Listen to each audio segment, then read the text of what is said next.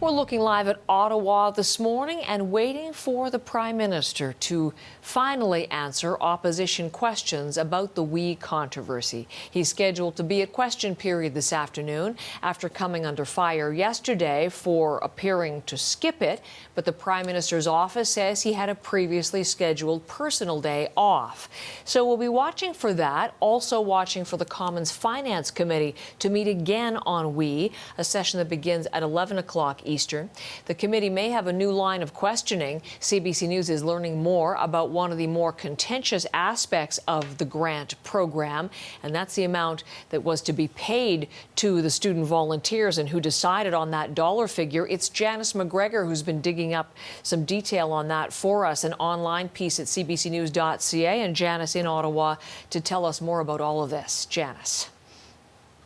Yeah, as you say, Heather, this issue of whether students are being compensated fairly in the Canada Student Service Grant Program has been with us now for a couple of weeks. At issue is the fact of the way the grant is calculated, because students would receive $1,000 for every 100 hours of volunteer service performed. And if you do the math, Heather, you know that works out to be $10 or less an hour, and that is less than minimum wage in any Canadian jurisdiction. So what we are learning, though, is whose idea this program design was. We Charity tells CBC News that it did not make the decision about how much the grant would be worth and how it would be calculated, that was the federal government's design. We Charity, I'm told by Minister Chagger's office, had some leeway over how it would go about recruiting volunteers or how it would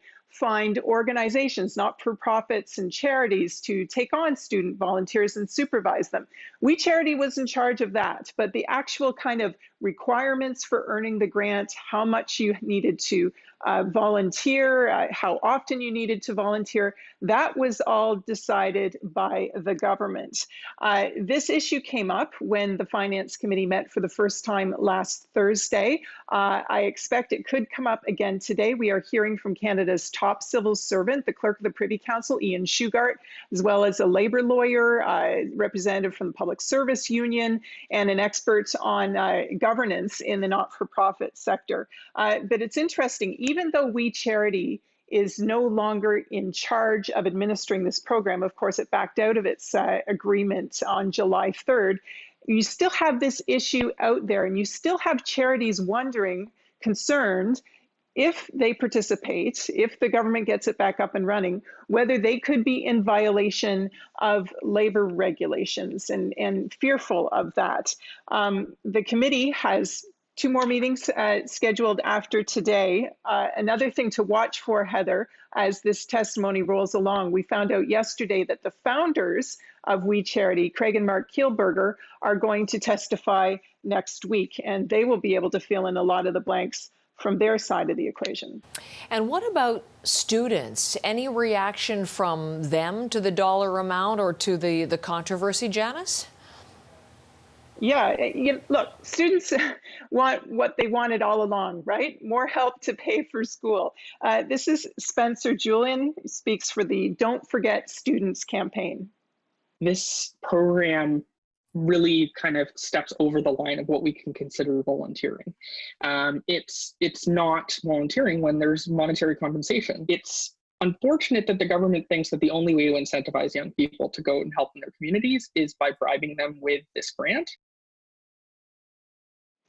So the program is now stalled. Student groups are calling for the $900 million that was to be spent on it to be redirected into direct financial assistance for students this fall. There's a petition launching today alongside the Canadian Federation of Students that is calling for that, saying the government needs to do what it should have done all along, Heather, pay students the same emergency relief benefits, $2,000 a month, that other Canadians affected by the pandemic will get, because their rent and their costs of living aren't less just because they're students. Janice, thanks. So 11 o'clock this morning for the Finance Committee, and then for question period later today. Big day in Ottawa, and Janice McGregor there reporting on it for us today.